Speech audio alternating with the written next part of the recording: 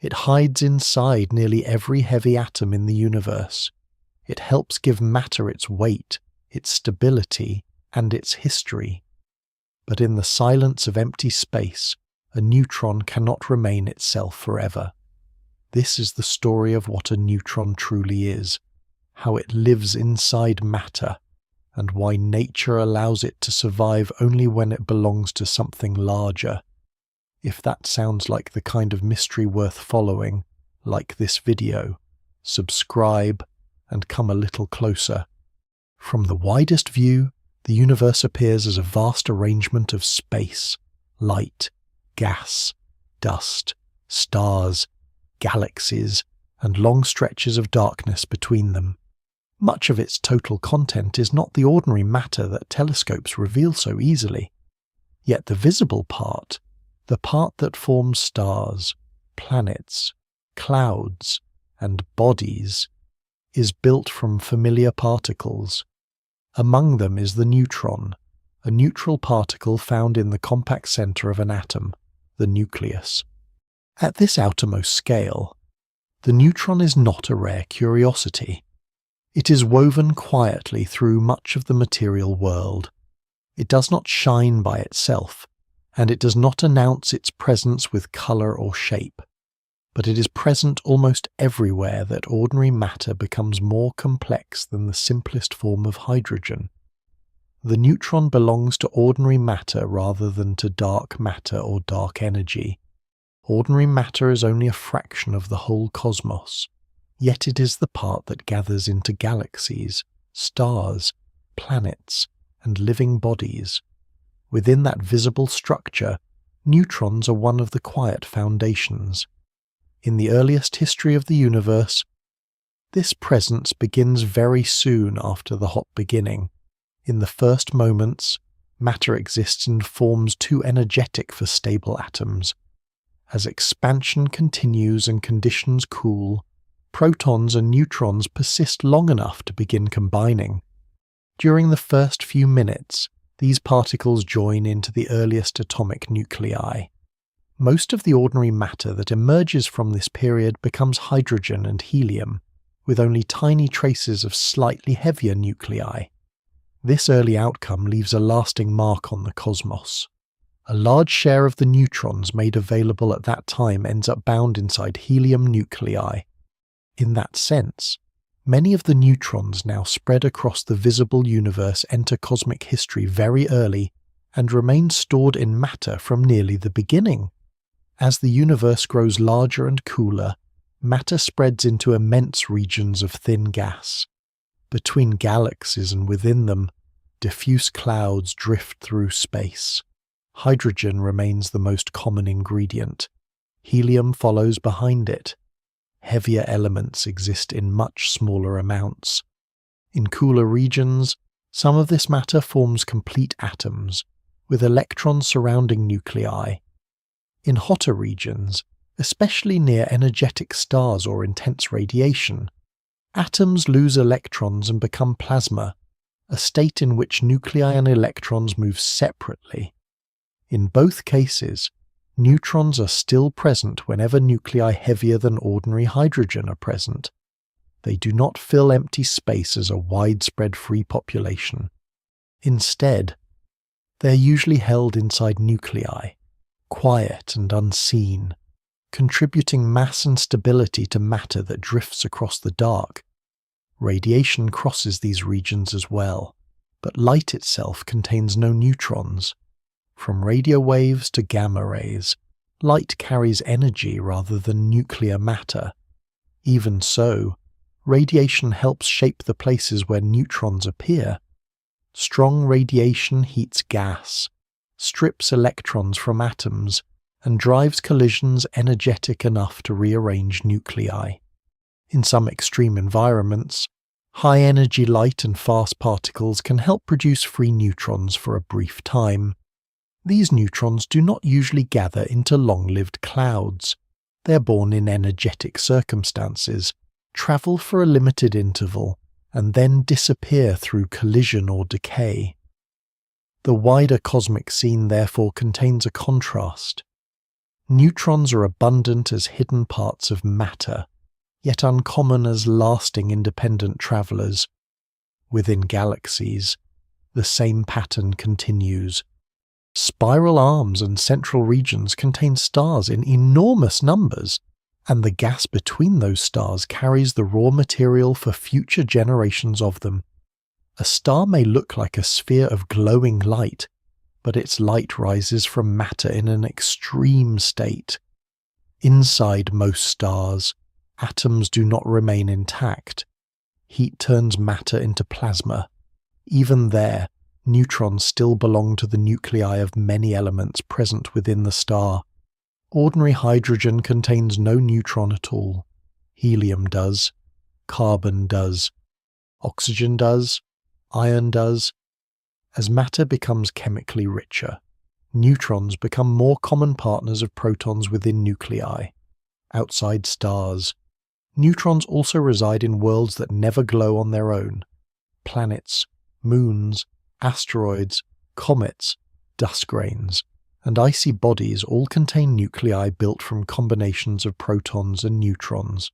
Rock, water, air, metals, and organic material all depend on nuclei that often include neutrons.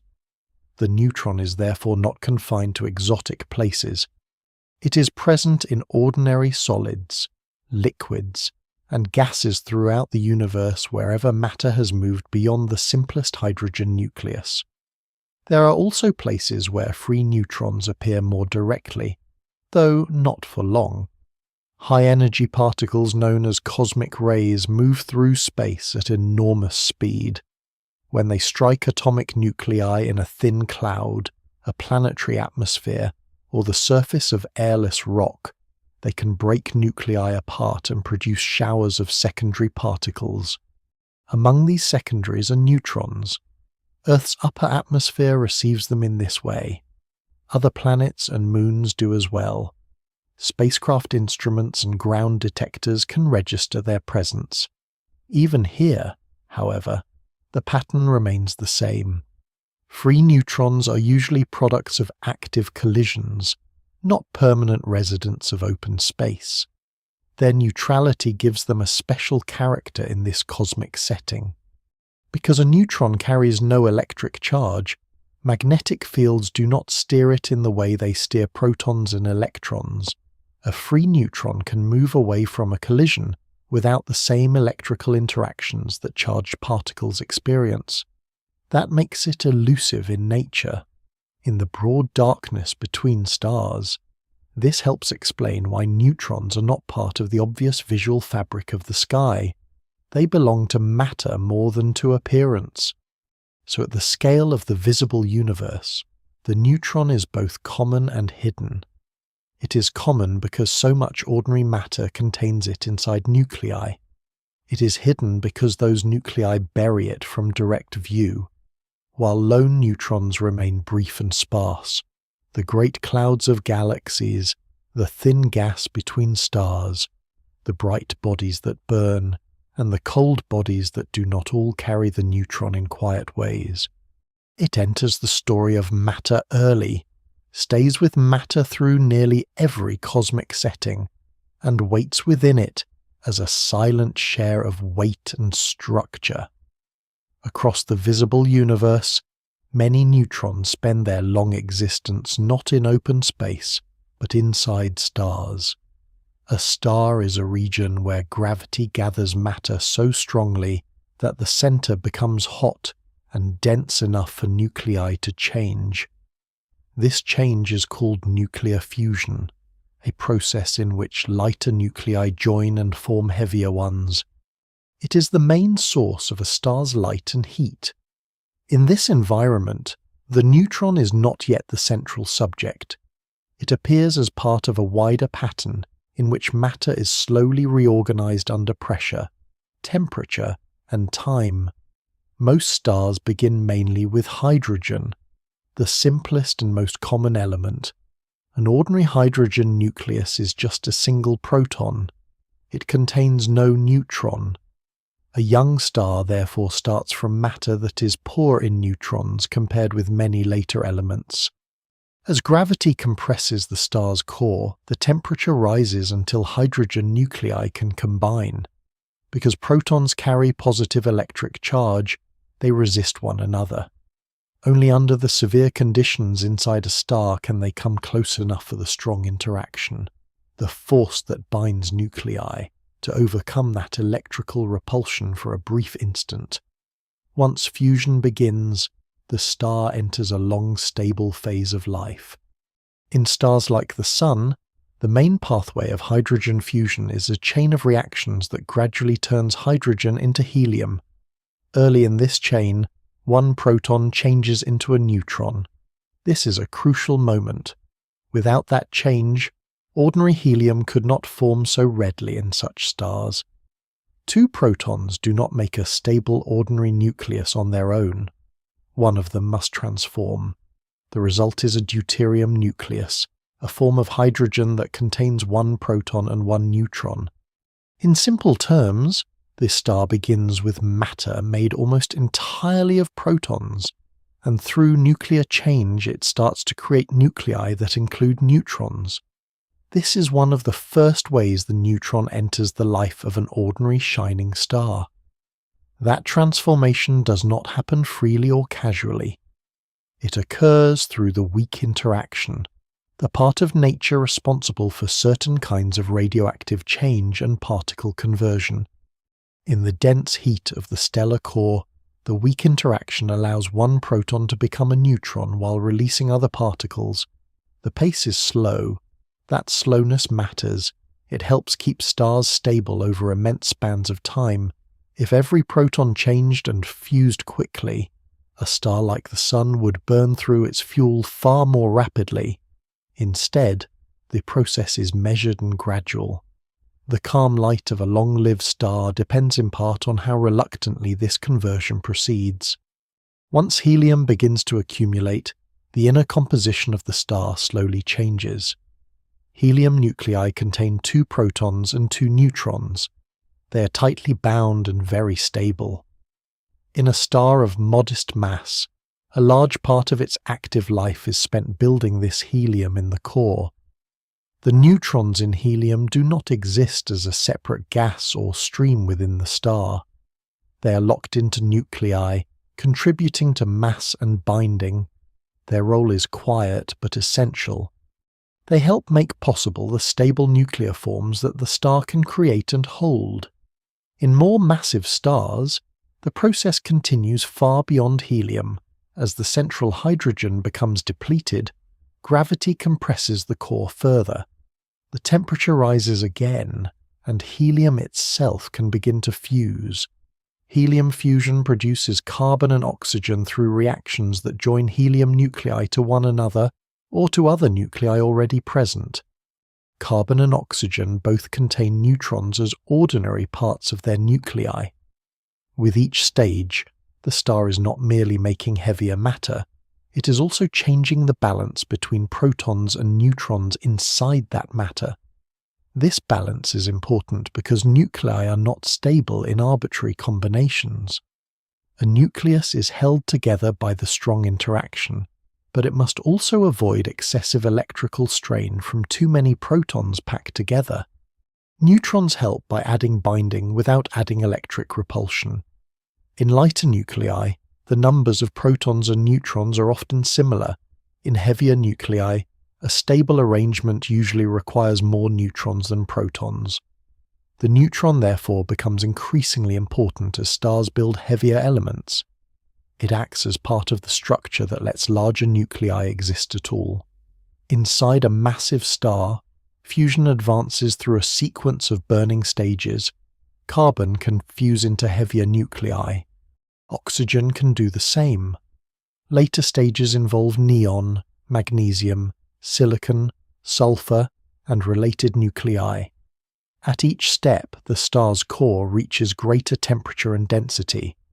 The timescales also change. The earlier stages can last millions or billions of years, while the later ones become much shorter. Through all of this, the neutron remains embedded within nuclei that are gradually becoming heavier and more complex. The star is in effect, reshaping the cosmic inventory of neutrons as it reshapes the cosmic inventory of elements. By the time a massive star builds an iron-rich core, nuclear fusion no longer provides the same support. Iron and nearby nuclei are among the most tightly bound forms of ordinary matter. Fusion beyond this point does not continue in the same energy-giving way under normal stellar conditions. Yet even before the star reaches that limit, the core already contains an intricate mixture of nuclei with differing numbers of neutrons. The star has become a workshop in which neutron content and proton content are sorted into forms that can endure under specific conditions of temperature and pressure. Outside the core, the star is layered by ongoing reactions and by the movement of energy outward. In some regions, nuclei capture particles and release radiation. In others, convection carries hot material upward and cooler material downward. These flows do not leave neutrons exposed as independent residents of the star. Instead, they transport nuclei that contain them. The neutron remains mostly hidden inside matter, even in places where the matter itself is incandescent plasma. Ordinary stellar life therefore gives the neutron a broad and steady role. A star starts largely from proton-rich material, begins making neutrons within simple nuclei, and then incorporates those neutrons into increasingly complex forms. The neutron helps turn the first plane inventory of cosmic matter into a richer chemical world. Helium, carbon, oxygen, silicon, and iron all depend on it. The quiet existence of planets, rocks, oceans, atmospheres, and living bodies depends on stellar generations that produce nuclei with the right neutron content. Inside ordinary stars, the neutron is neither rare nor dramatic. It is a patient participant in the slow work by which light-producing matter also becomes element-producing matter. When a star can no longer maintain the balance between inward gravity and outward pressure, its long, steady life changes into a short and violent ending. This ending does not look the same for every star. A star with modest mass releases its outer layers more gently and leaves behind a fading shell of gas, while the most massive stars can end in collapse and explosion. In the broader history of neutrons, the important point is that stellar death redistributes matter. Material that once remains deep inside a stellar interior is thrown outward into surrounding space, where it joins the gas and dust between stars.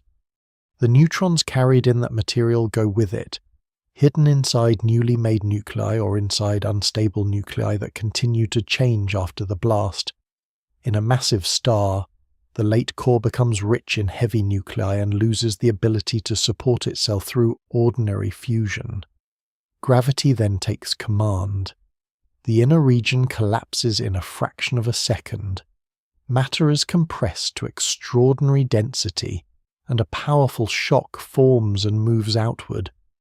The event is shaped by heat, pressure, streams of neutrinos, falling material, and the structure the star builds during its life. In many cases, the outer layers are expelled into space at enormous speed. The star that once spends millions of years building elements can cast much of that matter outward in a very short time. This expanding debris is called ejecta. It rushes into the surrounding medium, drives powerful waves through nearby gas, and glows as it cools and interacts with its environment. The light of a supernova can briefly rival the combined light of a galaxy's stars in a single region of sky. But the brightness is only the visible sign of a deeper change. The explosion mixes matter from different stellar layers, carries nuclei into new surroundings, and turns one isolated star into a source of raw material for future stars and planets. The neutron is part of that redistribution. It does not fly outward mainly as a lasting free particle. It travels mostly bound inside atomic nuclei formed before the explosion, reshaped during the explosion, or created in its aftermath. The outer layers of a massive star already contain many nuclei with neutrons in them before the final collapse begins. Carbon, oxygen, silicon, sulfur, calcium, and iron all include neutrons as part of their structure. When those layers are expelled, they carry their neutron content with them into interstellar space. This changes the chemistry of a galaxy. Regions once dominated by hydrogen and helium receive matter that is richer, heavier, and more complex. Over time, that matter can cool, join molecular clouds, and become part of later generations of stars, planets, oceans, rocks, and bodies. In that long cycle, stellar death is one of the main ways chemistry spreads. The explosion can also create new isotopes and new elements during the brief passage of intense heat and compression. An isotope is a form of an element with the same number of protons but a different number of neutrons. Some isotopes are stable and remain unchanged. Others are unstable and decay into other forms. During a supernova, nuclei can be broken apart, reassembled, and driven into neutron-rich forms. In some conditions, nuclei capture neutrons so rapidly that they move far from the stable combinations found on Earth. This process is known as rapid neutron capture. It is one of the principal ways nature builds many of the nuclei heavier than iron. What is firmly established is that heavy elements beyond iron require neutron capture in astrophysical environments, and that explosive events contribute to this work. Observations, laboratory measurements, and theoretical models all support that broad picture. What remains less certain is the exact share provided by different kinds of explosions under different conditions. Core collapse supernovae are long studied as possible sites for part of this heavy element making. Observations of neutron star mergers have now provided strong evidence that such mergers are also major producers of very heavy neutron-rich nuclei. In either case, the outward result is similar at this scale of the story. Neutron-rich matter is released, unstable nuclei decay, and new heavy material enters space. This unstable matter continues to change after the first flash fades. Radioactive nuclei in the ejector decay over hours, days, months, and longer spans, releasing energy and helping power the glow of the remnant material. The debris therefore remains active long after the initial explosion. It expands, cools, and interacts with gas around it, while its internal mixture slowly shifts as unstable isotopes turn into more stable ones. The explosion sends out not a finished collection of elements alone, but an evolving one. A supernova remnant can persist for thousands of years as an expanding shell. Shock waves compress nearby clouds, heat gas, and stir dust and plasma through large regions of a galaxy. Telescopes reveal these structures as broad arcs, knots, and filaments. Within them lies the record of element transport, iron-rich clumps, oxygen-rich regions, and other chemically distinct zones reveal that a star's internal matter has been thrown outward and spread through space. The neutron's role is again silent but essential, because the identities and masses of these nuclei depend on how many neutrons they contain. Not every stellar explosion follows the same path. Some stars lose their outer layers before they die. Some explode within gas shed earlier in stellar winds. Some collapses may fail to eject much matter at all, and instead lead to a quieter disappearance into a black hole. Thermonuclear supernovae, which involve white dwarfs rather than massive stellar cores, also enrich galaxies with heavy elements, especially iron group nuclei, though their neutron-rich output differs from that of core collapse events. nature uses more than one path to return processed matter to space. The common feature is release. Matter once confined within stars becomes part of the open medium between them. By this stage of the story, the neutron is still encountered mainly through its consequences in matter, rather than as an isolated object. Stellar death shows where neutron-bearing material goes when the stable life of a star ends. It leaves the furnace, enters the dark between stars, and joins the larger circulation of galactic matter.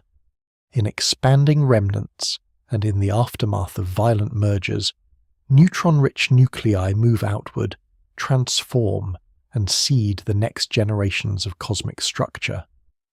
The death of stars therefore carries the neutron's history outward and spreads it across the galaxy. Among all known stellar remnants, neutron stars occupy one of the most severe landscapes in nature. They are born from the collapse of massive stellar cores, but once the explosion fades, what remains is a compact object unlike an ordinary star, planet, or cloud. It no longer shines by fusion in the familiar way. Instead, it persists as a small, dense remnant surrounded by fields, radiation, fast particles, and, in some cases, expanding debris from the explosion that created it. At this outer level, before entering the matter of the star itself, the neutron star is best understood through its surroundings and through the effects it has on the space near it. A neutron star is roughly the size of a city, yet it can contain more mass than the Sun. This compactness makes its gravity extraordinarily strong. The surrounding space is shaped by that gravity. Matter that passes nearby does not move as it would near an ordinary star. Light leaving the region is affected as well. In isolation, a neutron star can appear as a dim point of X-rays, radio waves, visible light, or gamma rays, depending on its age, spin, magnetic field, and environment. It is not easy to see with the eye alone because of its small size, but its surroundings often reveal its presence clearly. Many neutron stars remain inside the supernova remnants that surround them after birth. These remnants are broad expanding shells of gas, dust, and shocked plasma. The neutron star sits near the center or moves away from it if the explosion gives it a strong kick. In that setting, the landscape is full of turbulence. Gas glows in thin filaments and hot clouds. Magnetic fields thread through the remnant. Fast particles carry energy outward. The neutron star may power a wind of charged particles that pushes into the surrounding material and creates a glowing nebula. This is sometimes called a pulsar wind nebula, a region where the remnant does not simply cool but is stirred and energized by the compact object at its heart. Some neutron stars travel alone through interstellar space after leaving their birth sites. The explosion that forms them can be uneven, and this unevenness can send the remnant moving rapidly through the galaxy. In such cases, the neutron star crosses thin gas and magnetic fields as an isolated body. If its motion through the surrounding medium is fast enough, it can create a bow-shaped shock ahead of it, somewhat like the compressed wave that forms in front of a moving boat, though in this case the medium is extremely thin gas and plasma rather than water, even in apparent isolation. The neutron star alters its local environment. The most famous outward sign of a neutron star is the pulsar. A pulsar is a rotating neutron star whose beams of radiation sweep through space. These beams arise because the magnetic axis and the rotation axis are often not aligned. Charged particles are accelerated in the star's magnetic environment and produce radiation across several parts of the spectrum. As the star spins, the beams move around like a rotating lamp. If Earth lies along the path of the beam, the object is seen to pulse. The pulse is not a signal that turns on and off at the source. It is a steady rotation producing a repeated sweep, In the outer region around the neutron star, this pulsing radiation defines the landscape. It fills nearby space with ordered electromagnetic activity. These pulses can be extraordinarily regular. In some cases, the neutron star rotates many times each second. In others, it turns more slowly, over long intervals. The rate usually decreases as the star loses rotational energy. This slowing is one of the ways the surrounding environment is powered. The neutron star transfers energy into radiation, into particle winds, and into the electromagnetic structure around it. The outer region is therefore not quiet in a simple sense. It is structured, rhythmic, and intense, though its motions are governed by physical law rather than disorder. Magnetic fields dominate much of this outer setting. All known neutron stars have strong magnetic fields, and some possess fields so extreme that they are placed in a special class called magnetars. Around such objects, the magnetic structure stores immense energy. Twists, stresses, and rearrangements in the field can produce bursts of X-rays and gamma rays. The space around a magnetar is not merely empty vacuum with a small star at the center. It is a region filled with magnetic strain, energetic particles, and radiation that can change suddenly when the system releases stored energy. Observations indicate that some outbursts are linked to shifts involving the outer solid layers of the star and the magnetic field together. Though the exact details of every event remain an active area of study, not all neutron stars are isolated. Many exist in binary systems, paired with another star. In such systems, the outer landscape changes again. If the companion star sheds gas, the neutron star's gravity can pull that gas inward. The incoming matter does not usually fall straight down. It often forms a disk, a flattened ring of orbiting gas that spirals inward while heating to high temperatures. This accretion disk can glow strongly in X-rays. The space around the neutron star then becomes a place of streams, hot plasma, magnetic channeling, and sudden flashes as infalling matter reaches the star. Some of the brightest neutron stars known are seen in this way, not because the neutron star itself is large or hot like an ordinary star, but because gravity releases enormous energy as matter falls inward. In a binary setting, the outer environment can also include jets, bursts, and thermonuclear flashes on the visible surface, though the detailed physics of those flashes belongs closest to the star itself. At the broader level of the surrounding region, what matters is that the neutron star does not simply sit inside empty darkness. It often lives inside a complicated flow of matter, governed by gravity, rotation, and magnetic fields. Nearby gas circles, crashes, heats, and radiates.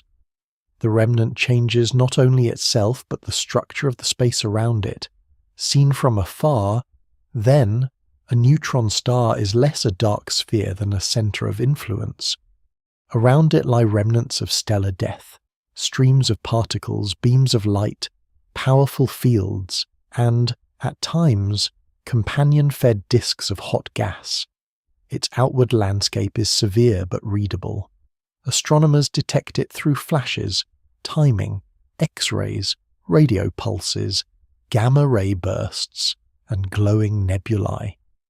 Before reaching the matter of the star itself, the path inward first crosses this outer domain of gravity, radiation, and magnetism, where the neutron star makes itself known to the wider universe. At the edge of a neutron star, matter enters a condition that has no ordinary equivalent in daily experience. The object may look simple from far away, a small compact remnant shining in X-rays or pulsing in RCT physical region, with their own structure and behavior. This region begins at the visible surface, though the meaning of surface is not quite the same as it is for a planet or an ordinary star. In an ordinary star like the Sun, The outer visible layer is part of a deep fluid atmosphere. In a neutron star, the visible edge can be a very thin atmosphere, a condensed outer skin, or a combination shaped by heat, gravity, magnetic field, and composition. What lies here is the first place where matter itself begins to reveal how compression transforms it. Gravity dominates every feature of this surface region because the neutron star is so compact. Gravity pulls matter downward with immense force. Any loose gas is pressed into an extremely thin layer.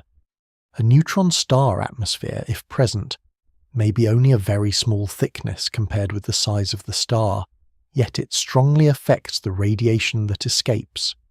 The light observed from the star passes through this layer and carries information about temperature, magnetic field, and chemical composition. The atmosphere may be made of hydrogen, helium, carbon, or other light elements, depending on the history of the star and on whether matter has fallen onto it from space or from a companion star. In some cases, the outermost material may not remain a gas at all. Under strong magnetic fields and surface conditions, matter may form a condensed surface, more like a rigid skin than a normal atmospheric blanket. Even where the atmosphere is thin, it is not simple. The magnetic field can be so strong that it changes how atoms and charged particles behave. It alters the paths of electrons and affects how light is absorbed and emitted. The result is that the surface does not radiate in the same way as an ordinary hot object. Astronomers must model these effects carefully when they interpret observed X-rays. What can be stated with confidence is that the outermost visible layer is shaped not only by temperature, but by the combined action of gravity, magnetism, and compression. Beneath that thin outer covering lies the beginning of the crust. This crust is solid, but it is not a familiar rock or metal. It is matter compressed to densities far beyond those in ordinary solids on Earth. The atoms that might once have existed in a less extreme setting cannot survive in their normal form here. Pressure strips electrons away from nuclei. The result is not a collection of complete atoms, but a lattice, a regular solid arrangement of bare nuclei. Immersed in a sea of highly mobile electrons, a lattice is an orderly repeating structure like a crystal. Though in this case the crystal exists under conditions of pressure and density far beyond any natural earthly mineral. These nuclei are not the same as the stable nuclei common in ordinary matter. As pressure increases with depth, nature favours nuclei that contain more neutrons. This does not yet mean that free neutrons fill the region. In the outer crust, the neutrons remain mainly bound inside nuclei, but the balance within those nuclei shifts. Electron capture becomes important. In simple terms, the growing pressure forces electrons into closer contact with nuclei, and this can help convert protons into neutrons. The nuclei therefore become increasingly neutron-rich. Matter is still arranged as nuclei plus electrons, but the identity of the nuclei changes as one moves downward through the crust. This part of the neutron star is therefore a record of compression. At the very top, there may be light elements left from fallback material, accretion, or earlier surface events. Slightly deeper, heavier, and more neutron-rich nuclei become favourable. With increasing depth, one nuclear arrangement gives way to another. The transitions are governed by energy.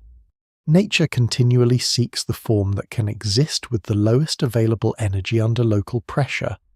In ordinary environments, that search leads to familiar atoms and stable isotopes. Here, under neutron star gravity, it leads to a sequence of exotic nuclear species rarely or never found in lasting form elsewhere. Temperature also matters, though in a different way from that in ordinary stars.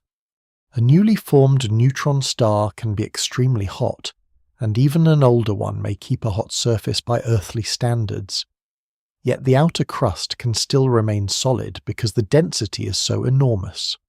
Thermal motion does not easily break apart the crystal arrangement. In accreting neutron stars, where new matter falls onto the surface from a companion, the upper layers can be reshaped by ongoing burial and compression. In isolated stars, cooling and magnetic effects help determine how the outermost layers radiate and how heat flows through them. Observations indicate that the surface temperature and its pattern across the star can vary with magnetic geometry, rotation, and the star's past history. The outer crust is also an electrical environment. The electrons that move through it are not tied to individual atoms. They form a highly mobile background that helps carry charge and heat. This makes the crust important for the thermal and magnetic life of the star. Heat from deeper regions must pass outward through these layers. Magnetic fields may evolve partly through processes in the crust. In magnetaires, the outer crust is thought to participate in stresses linked to powerful outbursts. Observations indicate that crustal failure, often described as a starquake, may play a role in some events, though the detailed division between crustal motion and magnetic rearrangement remains uncertain. Despite its strangeness, this outer region still preserves a recognizable principle from ordinary matter. Structure remains possible because pressure, charge, and the strong interaction find a temporary balance. Nuclei continue to exist. Electrons continue to move among them. A solid continues to hold shape. The difference is scale. Everything is compressed into a much more severe form. The crust is not yet the place where matter becomes mostly a sea of free neutrons, but it is the threshold where familiar atomic matter is pressed toward that transformation.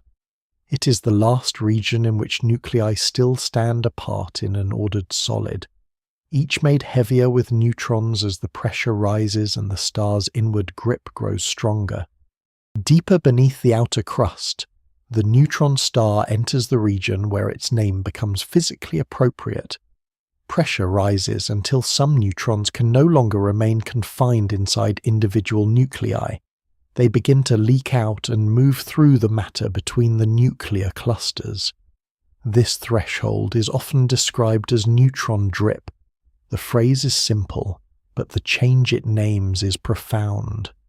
Above this depth, neutrons are mainly bound inside increasingly neutron-rich nuclei. Below it, a growing population of neutrons exists outside those nuclei as well. Matter is still arranged, but it is no longer only a solid lattice of nuclei with electrons moving among them. It becomes a mixed state of clusters, electrons, and free neutrons sharing the same compressed domain. This part of the star belongs to the inner crust. The lattice of nuclei does not vanish at once. Instead, the nuclei remain present for a time, packed close together in a regular solid pattern, while the liberated neutrons occupy the spaces between them. These free neutrons are not ordinary loose particles wandering through nearly empty space. They live in an environment of enormous density, where neighboring structures are always near, and where quantum effects govern the behavior of matter. Quantum effects are the rules that become important at extremely small scales, where matter behaves not only like localized particles but also in spread-out wave-like ways. In the inner crust, these rules mean that the neutrons do not simply bounce like grains in a box. They form a collective sea that passes through and around the lattice. At sufficiently low temperature relative to the local conditions, many of these neutrons are expected to become a superfluid. A superfluid is a state of matter that can flow with extremely little internal friction. In a neutron star, this does not mean the motion is calm in any ordinary visual sense. It means the neutrons act coherently as a quantum fluid. This property is important for the star's rotation and thermal behavior. Observations of sudden small changes in pulsar spin, called glitches, are widely interpreted as signs that superfluid regions inside neutron stars interact with the solid crust in complex ways. The broad conclusion is well supported, though the precise details of how angular momentum moves between layers remain an active field of research. As depth increases further, the nuclei themselves are pushed into stranger forms. The competition between the strong interaction, which favours compact nuclear matter, and the electrical effects of the protons, together with the extreme pressure of the surroundings, can make the boundary between separate nuclei less clear. The nuclear clusters may no longer remain roughly spherical. Theory indicates that they can adopt elongated, slab-like, tube-like, or bubble-like forms. These unusual arrangements are often grouped under the informal name nuclear pasta because of their resemblance to familiar shapes. The name is playful, but the underlying physics is serious. Matter is seeking the lowest energy arrangement available under crushing pressure, and ordinary nuclear geometry no longer remains favourable. Eventually, the distinction between cluster and background fades. The star then reaches the core, where matter becomes more nearly uniform. Here the solid crust gives way to a dense liquid of particles. Neutrons dominate this region by number. They are the main component, which is why the star as a whole bears their name. Yet the core is not made of neutrons alone. A small but important fraction of protons remains mixed in, along with electrons that preserve overall electrical balance. At greater depth, muons may also appear when the conditions make their presence energetically favourable. The result is a dense, highly degenerate fluid in which the particles are packed so closely that quantum rules strongly determine which states they can occupy. The neutrons in the core do not decay there as a free neutron decays in empty space. The environment changes the balance of what is possible. In the core, matter settles into a condition called beta equilibrium, meaning that the rates of particle-changing processes balance one another under the local pressure and density. What would happen to an isolated neutron is not the same as what happens inside this collective medium. A neutron can remain part of the stable mixture because the surrounding matter and the available energy states make that arrangement favourable. Stability here belongs not to a single particle in emptiness, but to a many-particle system under extreme compression. This liquid core is also thought to contain quantum-ordered states. The neutrons are widely expected to form a superfluid there as well, while the smaller population of protons may become superconducting. A superconductor is a state in which electric current can flow without ordinary resistance. In a neutron star, these states affect heat transport, magnetic behaviour, and rotation. They are not directly seen with the eye, but their signatures are inferred from cooling rates, timing behaviour, and theoretical models grounded in nuclear physics. What can be said confidently is that the deep interior is not a featureless packed mass. It is an organised quantum medium. Even deeper, in the innermost core, certainty becomes harder to maintain. Observations of neutron star masses, radii, and gravitational wave signals place strong limits on how matter can behave at these densities, but they do not yet identify the exact composition of the deepest region. Many models describe the core as still primarily nucleonic, meaning made of neutrons and protons with accompanying leptons such as electrons and muons. Other models allow additional particles or new phases of matter. Hyperons, which are heavier relatives of protons and neutrons, may appear. Deconfined quark matter, in which quarks are no longer grouped only into separate neutrons and protons, is another possibility.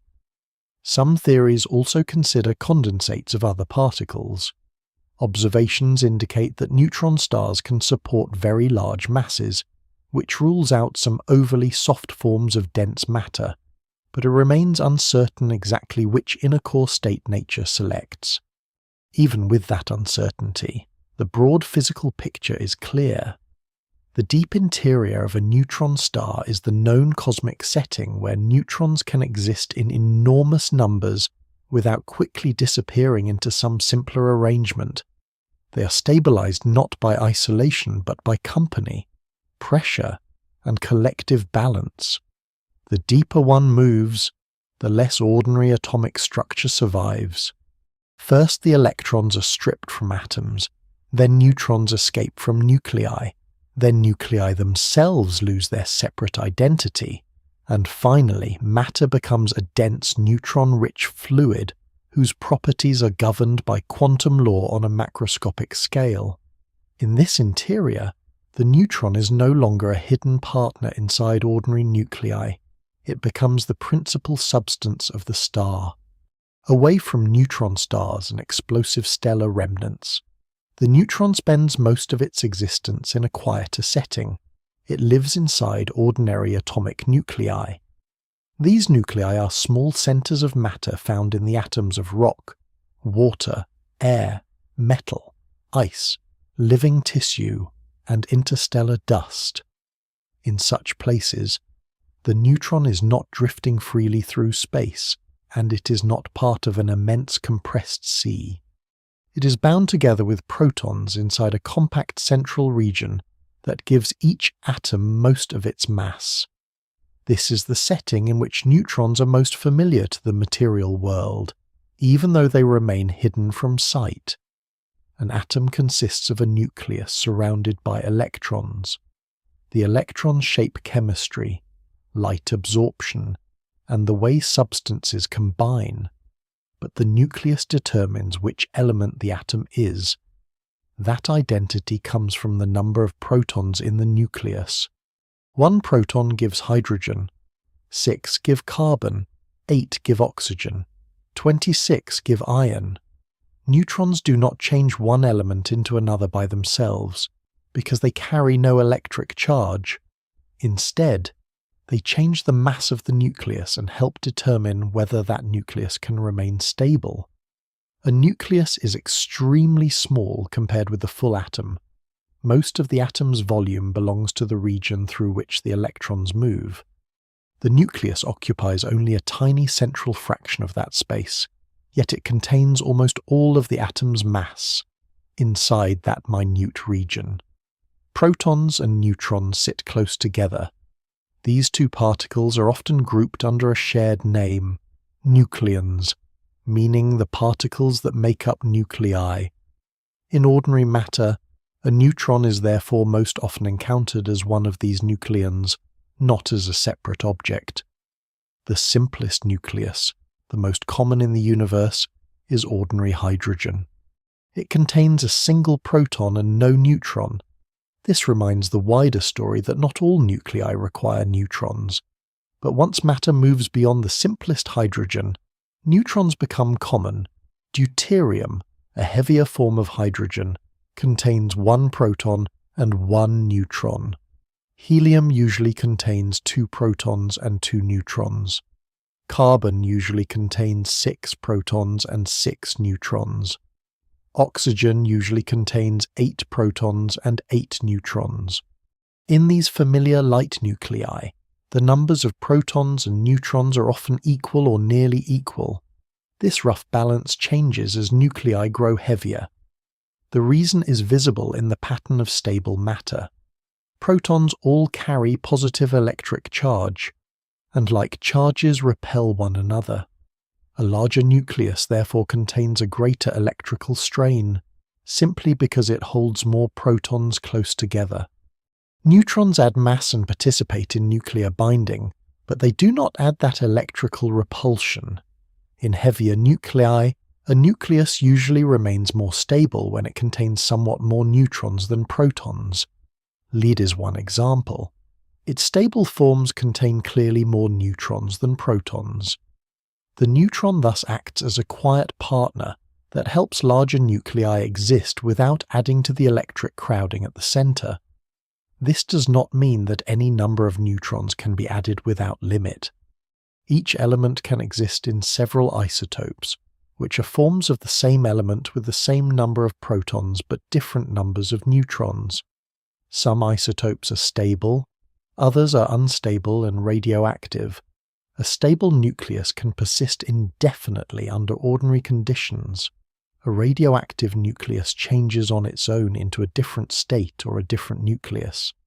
The neutron is central to this distinction. Too few neutrons can leave a nucleus unable to balance its internal arrangement.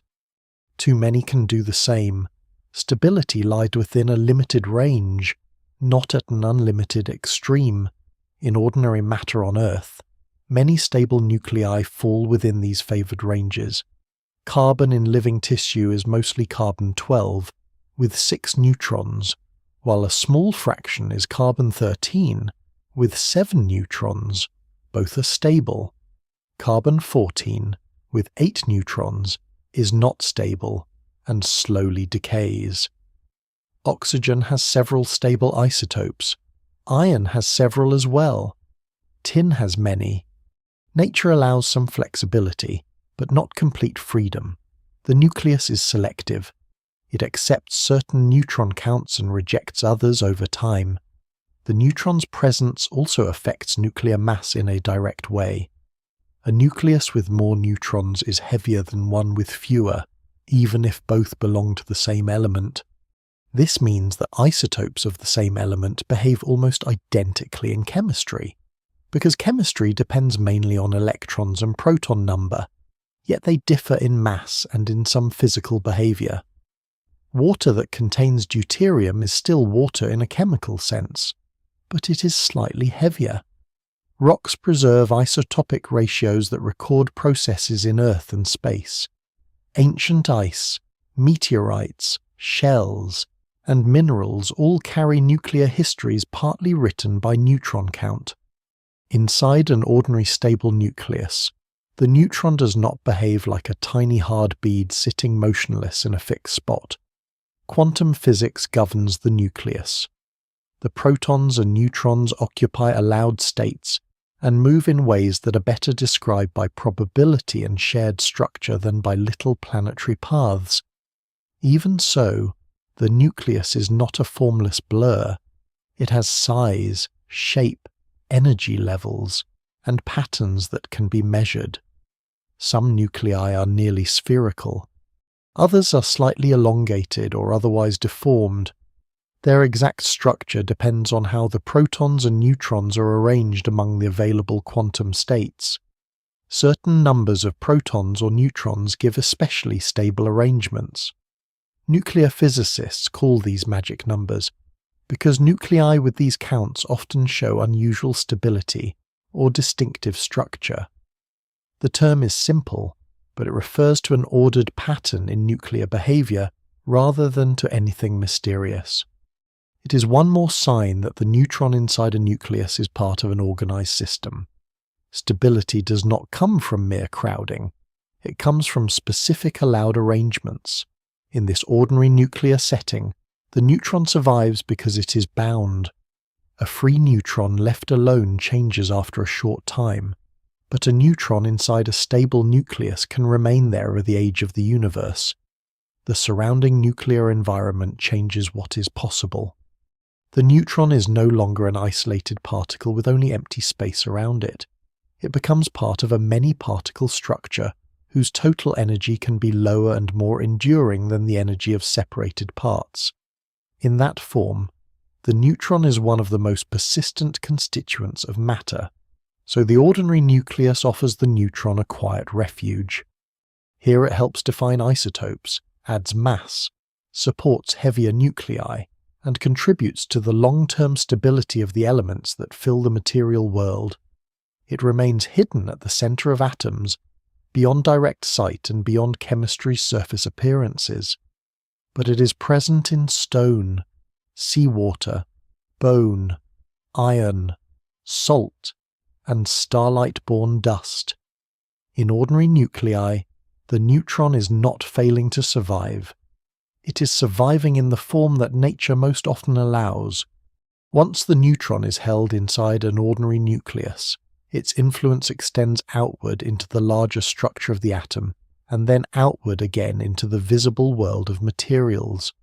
It still remains hidden, because the outer behavior of an atom is shaped mainly by electrons. Electrons determine how atoms bond, how they share or exchange charge, how solids form, how liquids flow, how gases react, and how light is absorbed or emitted in chemical processes. Yet beneath this more visible activity, the neutron continues to matter. It changes the weight of atoms. It affects which isotopes of an element are common or rare, and it helps decide whether the material world remains stable over long spans of time. An atom is mostly empty space in a practical sense. The nucleus is extremely small, while the electrons occupy a much wider region around it. When ordinary matter is touched, seen, melted, frozen, dissolved, or burned, the changes involve the electrons and the arrangement of whole atoms rather than the nucleus. This is why the neutron can seem absent from daily life. A piece of carbon, a drop of water, a grain of sand, and a breath of air do not reveal their neutrons directly. Their texture, colour, temperature, and chemistry do not display the nucleus in any obvious way.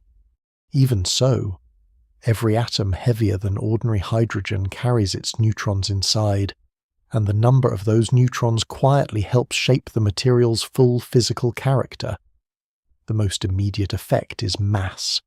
Protons and neutrons account for nearly all the mass of an atom, while electrons contribute only a small fraction. Because isotopes of an element differ by neutron number, they also differ in mass. This difference may be modest for a single atom, but across a large sample of matter it becomes measurable and significant.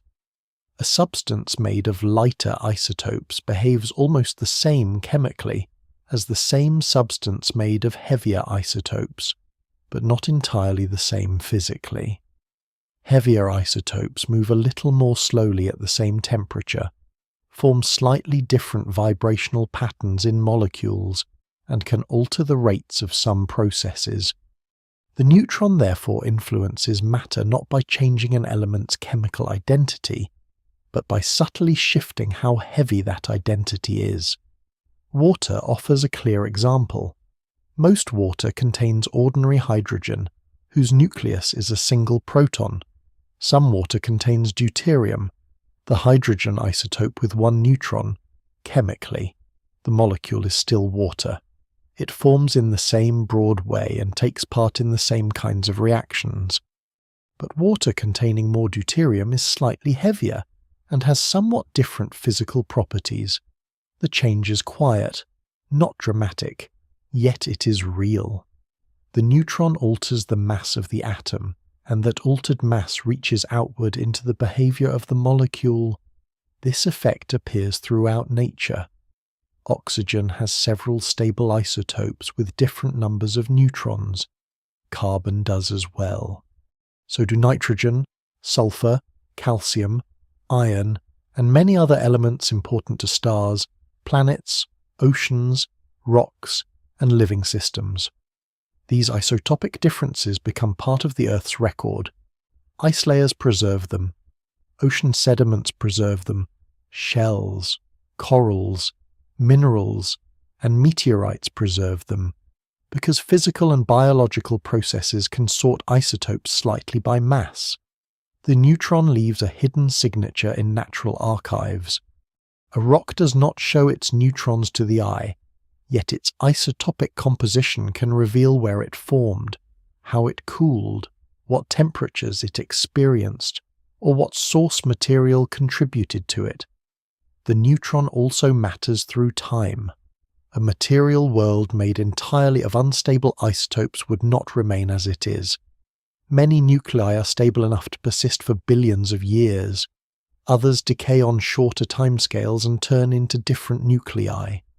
This ongoing difference between stability and instability shapes the actual inventory of matter found in nature.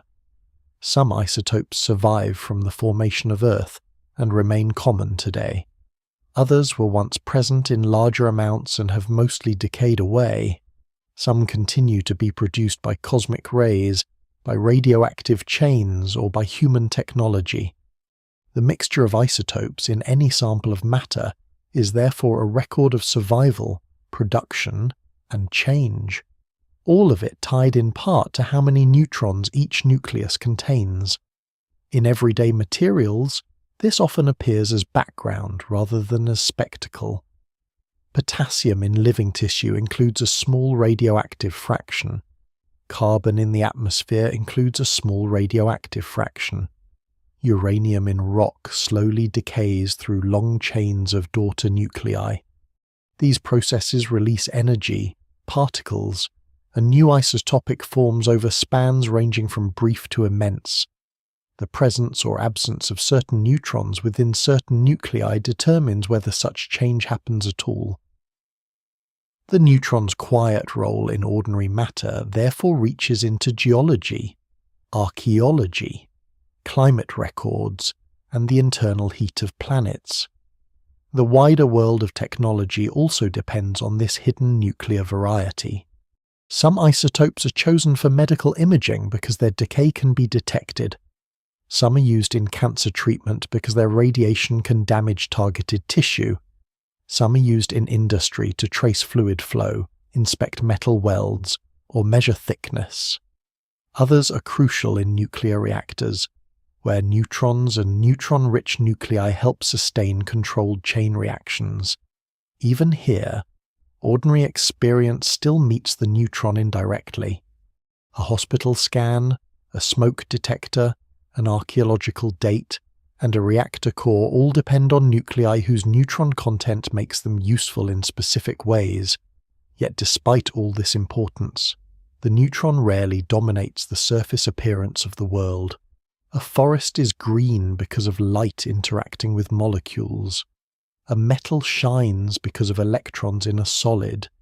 Ice floats, salt dissolves, and glass transmits light for reasons rooted mainly in electron behavior and atomic arrangement. The neutron remains in the background, contributing mass, isotopic diversity, and nuclear stability while allowing the outer world to proceed in quieter visible forms. It helps support the matter that chemistry uses, even though chemistry usually speaks in the language of electrons. This hidden role is one reason the neutron can seem surprising when considered on its own. In matter as it is commonly encountered, the neutron appears dependable. It rests inside nuclei that survive in stone, water, air, and living tissue over long intervals. It supports the existence of isotopes that record the history of planets and stars. It adds weight to atoms and helps determine which forms of matter remain available in nature. In the wider world of atoms and substances, it is not a dramatic actor at the surface. It is a concealed contributor, buried in the nucleus yet present in the mass, history, and persistence of the material world.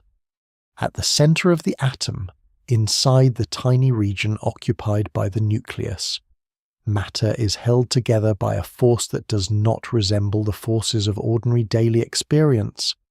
It is not like the pull of gravity that acts over large distances, and it is not like the electric force that makes charges attract or repel one another in familiar materials. The nucleus exists because of a powerful short-range attraction between protons and neutrons. This attraction is often called the nuclear force, or in a broader underlying sense, the strong interaction as it appears between whole nucleons. A nucleon is either a proton or a neutron. In ordinary nuclei, this short-range force is what allows matter to remain assembled at all. The need for such a force becomes clear as soon as the proton is considered. Every proton carries positive electric charge. Charges of the same kind repel one another. A nucleus containing more than one proton therefore contains an internal electrical repulsion that is always trying to push those protons apart. In a helium nucleus, 2 protons repel each other. In a carbon nucleus, 6 protons do, In an iron nucleus, 26 do. In lead, the number is much larger still. If electric repulsion were the only relevant effect at these tiny distances, no nucleus with more than one proton could remain bound. Yet many do remain bound, and many remain bound for billions of years. This means another force must exist, one that is stronger than electric repulsion at very short range. That force acts between both protons and neutrons. The neutron is especially important here because it participates in nuclear binding without adding any electric repulsion of its own. In a simple picture, the neutron behaves as a silent partner that helps glue the nucleus together. This picture is useful, though the real story is more subtle. The nuclear force is not just an added stickiness. It has a limited range, strong dependence on distance, and internal structure connected to the deeper strong interaction among quarks and gluons inside nucleons. Still, at the level of the nucleus, the main point is clear. Protons and neutrons can bind together because at very short separation, there is an attractive interaction strong enough to overcome the proton-proton electrical repulsion. This attraction does not extend very far. Its useful range is only about the size of a nucleus itself. That is why it does not shape ordinary objects at human scale. A table does not pull on a chair through the nuclear force. One atom does not hold to another in chemistry because of this force. The nuclear force acts only when nucleons are brought extremely close. Close enough for the underlying strong interaction to make itself felt through the effective behavior of whole protons and neutrons. This short range is one of the reasons nuclei remain small. If the same attraction acted strongly over long distances, matter would behave in an entirely different way. At even shorter separation, the force does not allow unlimited compression of nucleons into the same place. The interaction has a repulsive core at very small distance. This means that protons and neutrons can bind, but they cannot all collapse into a single point. A stable nucleus therefore depends on a balance.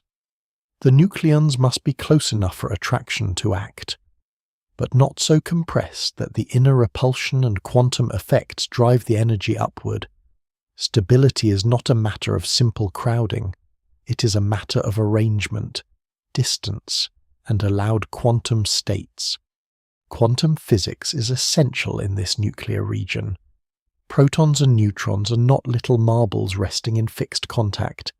They occupy quantized states, meaning only certain patterns of motion and energy are allowed. Some of these states are filled before others, somewhat like the better-known ordering of electrons around an atom, though the nucleus follows its own rules and forces. The structure that results is often described by nuclear models, such as the shell model, which helps explain why some nuclei are unusually stable. In these models, both protons and neutrons fill available nuclear states. Their arrangement influences the shape, energy, and durability of the nucleus. The neutron contributes to this arrangement in two main ways. First, it adds to the attractive nuclear binding. Second, it occupies its own available states and helps spread the nucleons into a lower energy configuration. In heavier nuclei, where many protons repel one another, extra neutrons become increasingly important. They add binding without increasing charge, but they cannot be added without limit. Beyond a certain point, too many neutrons push the nucleus away from the most favorable balance. Some nuclei then become unstable and decay. Stability therefore comes from an interval of acceptable combinations, not from maximum neutron count. The energy that binds a nucleus also affects its total mass. A bound nucleus weighs slightly less than the separate protons and neutrons that would make it up if taken apart and placed far from one another. The difference corresponds to the binding energy, the energy released when the nucleus forms. This is one of the central principles of nuclear physics. A stable nucleus exists because the bound arrangement has lower total energy than the separated pieces. In that sense, a neutron inside a stable nucleus survives because the combined system is more favorable than the isolated alternatives. Different nuclei achieve this stability in different degrees. Some are tightly bound and common, others are weakly bound and fragile. Some exist only briefly in laboratory conditions or extreme astrophysical environments.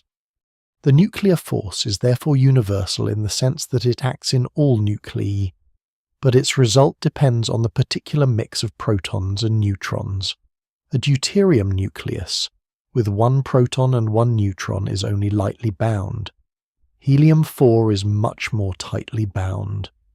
Large nuclei may be stable, metastable, or radioactive depending on how their electrical repulsion, neutron count, quantum structure, and total binding compete. So the nucleus is not merely a pile of particles trapped in a tiny volume. It is a structured many-body system held together by a short-range force of great strength, balanced against electrical repulsion and governed by quantum rules. Within it, the neutron is not simply inert mass, it is an active participant in the binding of matter. Without neutrons, only the simplest nuclei could exist in durable form. With them, the nucleus can hold together across a wide range of elements and isotopes. The force of closeness, acting over a minute range at the atom's center, is what gives the neutron its stable home in ordinary matter. Inside the nucleus, the neutron serves as one of the particles that build atomic matter, but when attention narrows further, the neutron itself must be treated as a whole object with its own identity, its own measurable properties, and its own place in the particle world. At this scale, it is no longer enough to say that the neutron is simply a neutral partner of the proton, identical, that participates in the strong interaction in its bound form. This family includes the proton, the neutron, and many shorter-lived particles produced in energetic collisions and decays. The neutron is one of the most durable and familiar members of this group. Among hadrons, the neutron belongs to a subfamily called baryons. A baryon is a hadron of the same broad kind as the proton, distinct from another hadron family called mesons. In ordinary matter, the most important baryons are the proton and neutron together. Because they make up nuclei, they are often called nucleons. This name is useful in nuclear physics, where attention stays on how they bind to one another. But the word hadron places the neutron in a wider setting. It says that the neutron is not an elementary particle like the electron. It is a composite member of the strong interaction world. This difference matters. An electron, as far as current observations show, behaves as a point-like elementary particle. It is not known to be built from smaller internal pieces. The neutron is different. Even before the internal details are opened fully, its behavior already shows that it is not elementary. It has size. It has internal distributions of charge and magnetism. It can be excited into related states in high-energy experiments. It can be created and broken apart in particle collisions. All of this places it in the hadron family, where particles are structured objects rather than indivisible points. Even so, the neutron is not a vague cloud without definition. It has sharply measured properties that make it one specific particle and not another. Its electric charge is 0, which is why it is called neutral. Its mass is slightly greater than that of the proton. That small difference matters deeply in nature because it affects which particles are stable and which transformations can occur. The neutron also carries spin, a quantum property related to angular momentum. Its spin is 1/2, the same basic category as the proton and electron. Because of this, It belongs to the large class of matter particles called fermions, whose behavior follows specific quantum rules about how identical particles can occupy states. The neutron's neutrality can be misleading if taken too simply. Neutral does not mean featureless. A neutral particle may still have internal structure and internal motion. The neutron has a magnetic moment, meaning it responds to magnetic fields in a measurable way. This is one of the signs that its neutrality is a balance rather than an absence. The particle as a whole has no net electric charge, yet it still possesses internal electromagnetic character.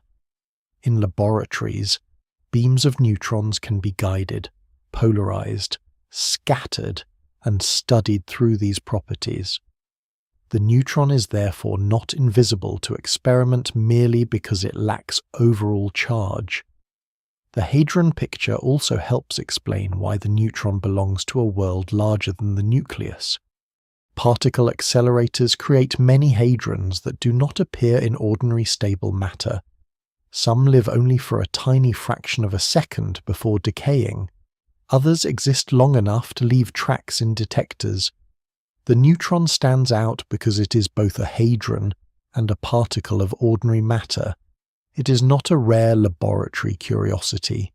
It is part of the everyday material world, even while sharing its deeper family traits with a large and varied population of short-lived particles. A hadron is held together by the strong interaction, but this statement can be understood at two levels. At the nuclear level, the strong interaction appears as the force that binds protons and neutrons into nuclei.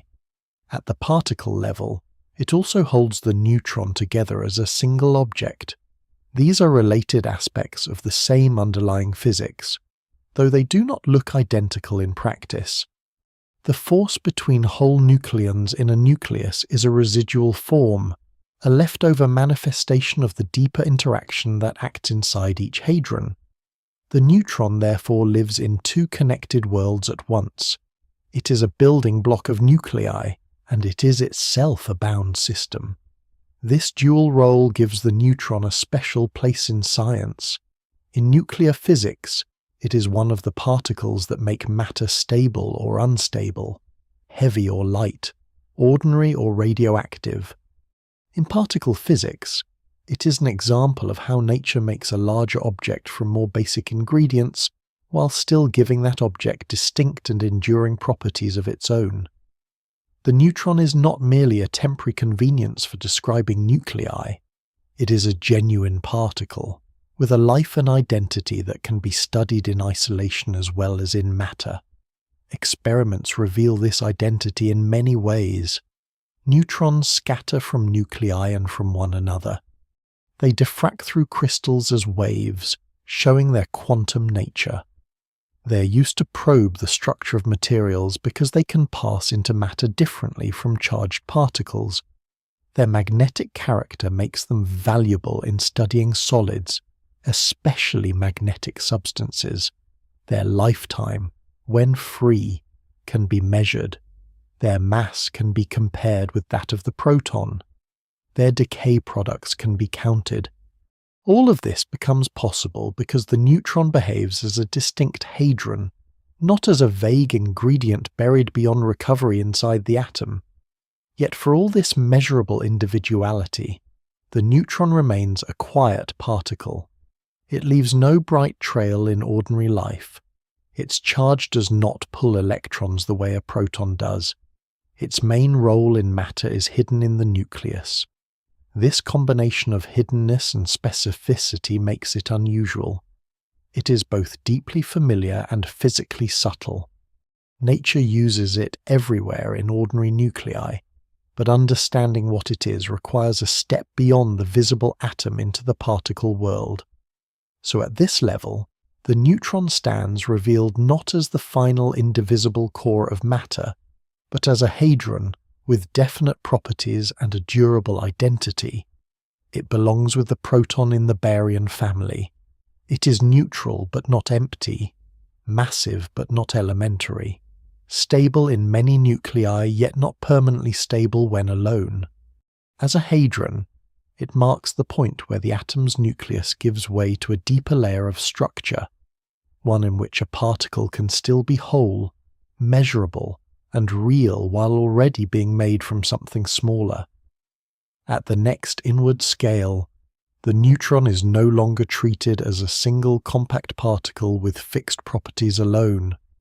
It is understood as a bound object built from smaller constituents called quarks. A quark is an elementary particle in the Standard Model, meaning that current evidence does not show it to be made from anything smaller. The neutron is therefore composite, while the quarks inside it are treated as fundamental. This marks a deep change in description. What seems like one particle at the nuclear scale becomes a structured system at the particle scale. The neutron is built chiefly from 3 quarks in what is called its valence structure. These are the quarks that give the particle its most basic identity. For the neutron, the valence combination is 1 up quark and 2 down quarks. The proton is close kin to it, but not identical. The proton contains 2 up quarks and 1 down quark. This simple difference in composition is enough to distinguish the 2 nucleons at the most basic quark counting level. The neutron and proton are therefore related not as completely different species, but as neighbouring arrangements of the same light quark family. The names up and down do not describe a location or a direction in space. They are labels for 2 kinds, or flavours, of quark. Flavour in particle physics means type. The up quark and the down quark differ in electric charge and in mass. The up quark carries a charge of positive 2/3 of the proton's charge, while the down quark carries a charge of negative 1/3. When these charges are added for the neutron's valence structure, 1 up quark and 2 down quarks produce a total of 0. This is why the neutron is electrically neutral as a whole. The protons combination, by contrast, gives a total positive charge of 1. In this way, the familiar distinction between neutron and proton begins at the level of quark content. This charge accounting is exact and elegant, but it does not mean the neutron is simple. The 3 valence quarks are not 3 tiny pebbles sitting in fixed places inside a little sphere. They exist in a quantum system. Their positions and momenta are not fixed in the ordinary mechanical sense. Instead, they are described by quantum states, probability distributions, and continuous interaction. The neutron, therefore, has an internal structure that is dynamic rather than static. The quarks are always in motion, and their motion is part of what the neutron is. Mass introduces another important surprise. It may seem natural to imagine that the neutron's mass comes mostly from adding the masses of its 3 quarks. But the quarks themselves account for only a small fraction of the neutron's total mass. The up and down quarks are light. The neutron is much heavier than the bare sum of those 3 quark masses. This means that most of the neutron's mass does not come from the simple rest mass of its valence quarks alone.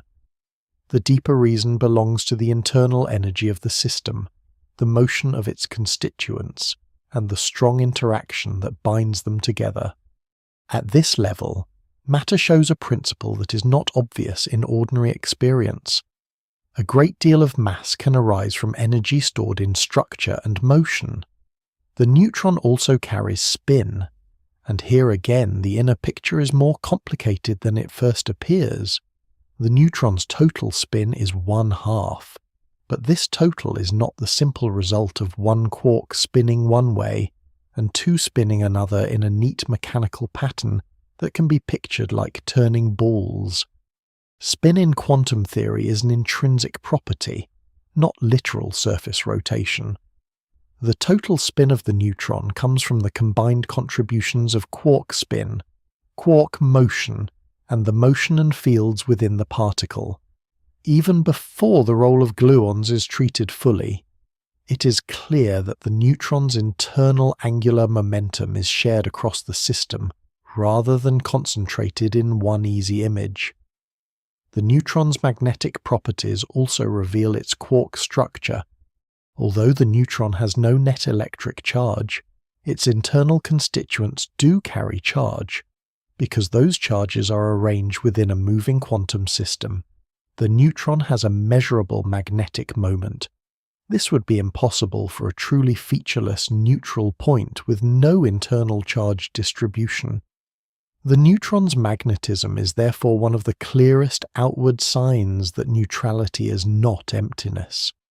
The charges inside add to zero overall, but they do so through an organized internal pattern rather than through absence. Experiments probe this internal pattern by scattering other particles from neutrons and protons, because a free neutron is not easy to keep as a stationary target. Much of what is learned comes from experiments involving light nuclei and careful interpretation. These studies show that the neutron contains a changing internal distribution of momentum and charge. The charge distribution is subtle. The neutron as a whole is neutral, yet different regions contribute differently to its internal electromagnetic behavior. This is another sign that a composite particle can have internal texture, even when its total charge sums to zero. The up and down quarks inside the neutron belong to the lightest quark family used in ordinary stable matter. Heavier quarks exist in nature, but they do not make up the enduring valence structure of everyday nuclei.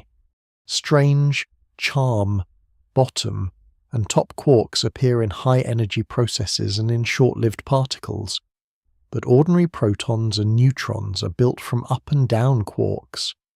This keeps the neutron closely tied to the simplest long-lived material content of the universe. At the deepest routinely accessible level of ordinary matter, the world is built largely from electrons, up quarks and down quarks, arranged into atoms and nuclei through fundamental forces. Even so, the neutron is not just a bag containing 3 permanent quarks in isolation from everything else. The valence structure gives identity, but the full interior is more active than a count of 3 suggests. Around and among the valence quarks there exists a fluctuating background of activity required by quantum field theory. Pairs of quarks and antiquarks can appear and vanish within the particle's internal life, and the binding field carries its own energy and momentum. These additional contributions do not change the neutron into a different particle, but they do mean that the simple up-down-down picture is the beginning of the truth rather than the whole of it. Still, the basic quark composition remains the clearest first step inward. 1 up quark and 2 down quarks explain why the neutron is the proton's close relative, why it is neutral rather than positive, and why it belongs to the same family of baryons while remaining distinct. The neutron at this level is a small quantum system whose identity comes from a specific quark arrangement. Its charge, part of its mass, and part of its magnetic and spin behavior all begin here. The particle that seemed whole at one scale is now seen as a structured object made from lighter constituents, whose combination creates one of the quiet foundations of ordinary matter.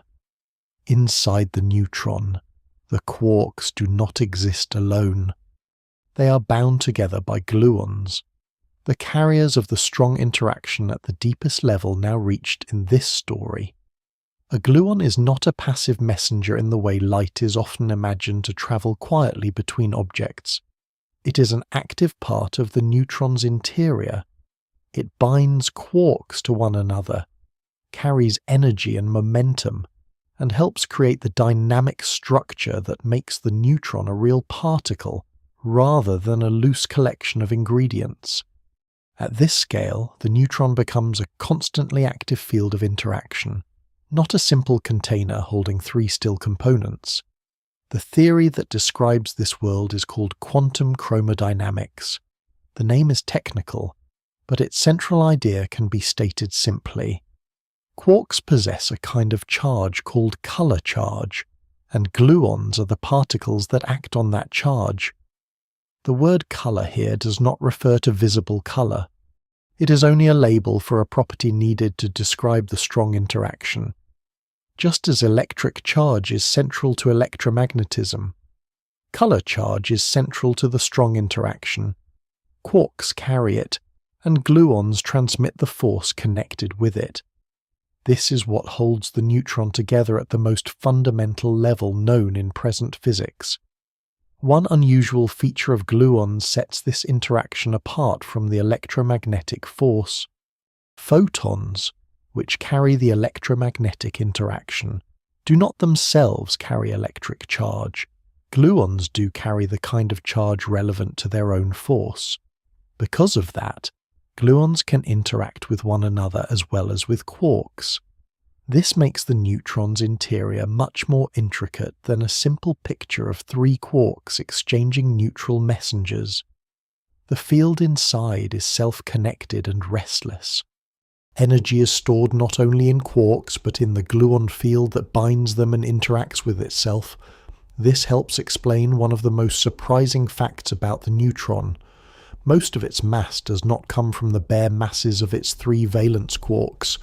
Those quarks are too light to account for the full mass of the neutron. Instead, most of the neutron's mass arises from the energy of confinement, motion, and interaction inside it.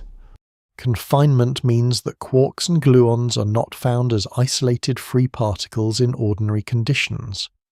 They are bound into hadrons such as the neutron and proton. The energy required to confine them, together with their constant motion and the behavior of the gluon field, contributes the greater part of the neutron's mass. This is one of the clearest examples in nature of mass emerging from energy in a structured system. The neutron is heavy compared with the sum of the small quark masses that help define it. Its mass is therefore not mainly a pile of pre-existing substance carried by quarks alone. It is largely the result of energetic relationships inside the particle. The neutron exists as a stable package of fields and motion, whose internal energy appears outwardly as mass. In that sense, the visible matter of the world owes much of its weight not to the simple masses of elementary ingredients, but to the energy bound into them by the strong interaction. The gluon field also gives rise to a fluctuating internal population beyond the three valence quarks. Within the neutron, quark-antiquark pairs can briefly appear and vanish. These are often called C-quarks. They do not replace the valence structure, which still determines the neutron's basic identity, but they do contribute to its full internal life. The neutron is therefore not only one up quark plus two down quarks in a quiet arrangement. It is a changing quantum system in which gluons, valence quarks, and transient quark-antiquark pairs all share momentum and energy. This internal sharing is important for understanding the neutron's measurable properties. When high-energy experiments probe protons and neutrons, they do not find one constituent carrying all the motion. The momentum is divided among quarks, gluons, and the C. The same is true for angular momentum, which contributes to spin. The neutron's spin of 1/2 does not arise from a simple sum of valence quark spins alone. It reflects a combined pattern involving quark spin, gluon spin, and the orbital motion of these constituents inside the particle. Observations strongly support this broader picture, while the exact detailed balance continues to be refined through experiment and theory. The inner motion is not random in the everyday sense. It is governed by quantum rules and by the mathematics of quantum chromodynamics. But it is dynamic. The neutron is a bound state, meaning its internal constituents remain held together in a lasting overall object while continuously exchanging energy and momentum. A bound state is therefore not frozen. It is organized activity. The neutron's permanence at the outer level arises from continual interaction at the inner level. Confinement remains one of the defining features of this picture. No isolated quark has ever been observed under ordinary conditions. No isolated gluon has either. When enough energy is put into a hadron to pull its constituents apart, nature does not usually reveal a lone quark at the end. Instead, new hadrons form. The interaction effectively creates fresh-bound particles rather than allowing color-charged constituents to escape one by one. This means the neutron's inner ingredients are real and experimentally supported, but they are not accessible as separate free objects in the way an electron can be separated from an atom. Another important feature is that the vacuum of this theory is not simple emptiness. In quantum field theory, even what appears empty can possess structure and fluctuating fields. In the strong interaction, this background plays a role in shaping hadron properties, including the emergence of mass. The neutron's interior is therefore linked not only to its own quarks and gluons, but to the deeper behavior of the strong interaction field itself. The full explanation is mathematically demanding, yet the physical meaning is steady. The neutron is a product of an active field world, not a static assembly. So at this level, the neutron becomes more than a particle made from 3 quarks. It becomes a concentrated region of quarks, gluons, fluctuating C pairs, and stored energy, all organized by the strong interaction. The gluons are not incidental.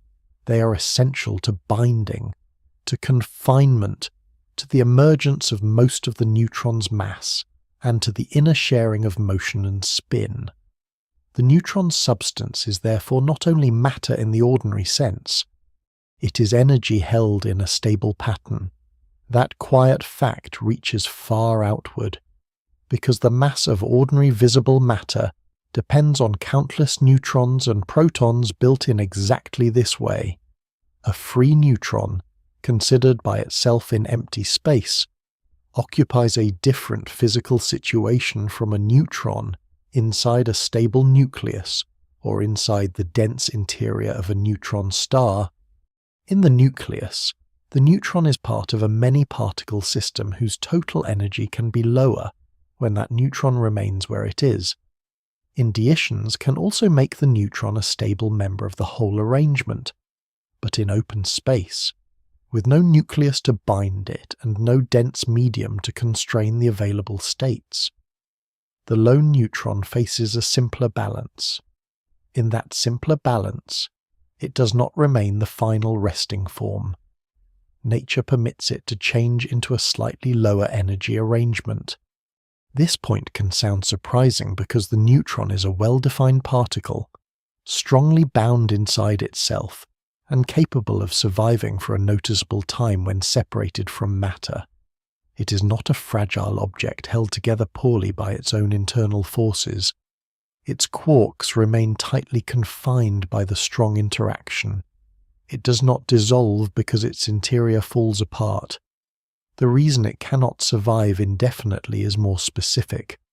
Another allowed configuration exists that has a little less mass energy than the free neutron has, because physics favors lower available energy when a permitted path exists.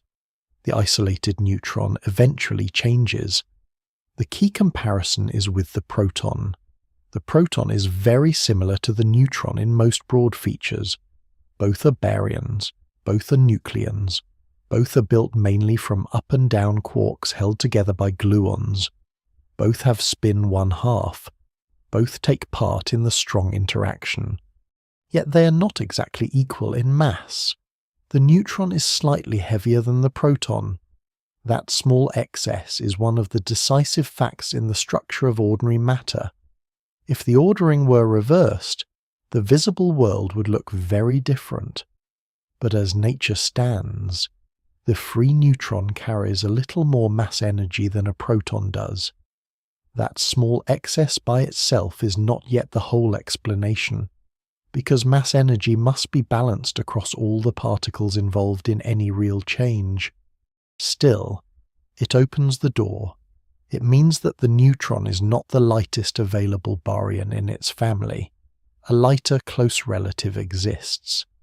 Because a neutron and a proton are related through the weak interaction, there is an allowed route by which the neutron can become that lighter relative, while also producing other light particles needed to conserve charge, energy, momentum, and other quantum properties.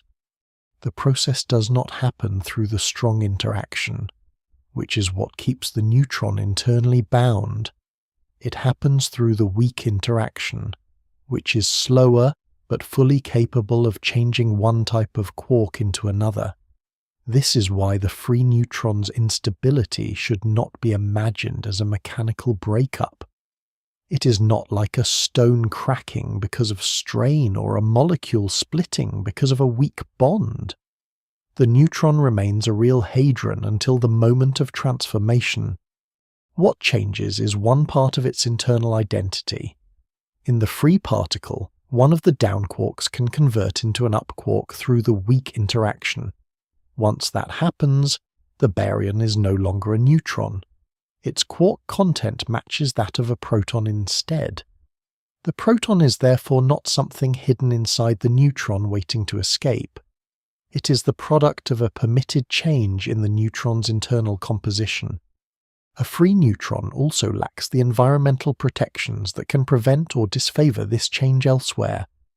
Inside a stable nucleus, the question is not whether a neutron on its own would prefer a lower energy state. The question is whether the nucleus as a whole would. Sometimes a nucleus with too many neutrons does become more stable by turning one of them into a proton. In that case, radioactive change occurs. But in many stable nuclei, such a change would not lower the total energy of the whole nucleus, so it does not occur. The neutron then survives as part of the bound system. In a neutron star, dense matter is governed by collective balance and by the available quantum states around all the particles present. There too, what matters is the energy of the entire medium, rather than the isolated preference of one neutron in vacuum. The free neutron, by contrast, has no binding energy from a nucleus to consider, and no surrounding matter to limit the final states. Empty space offers no shelter from the energetically favoured route.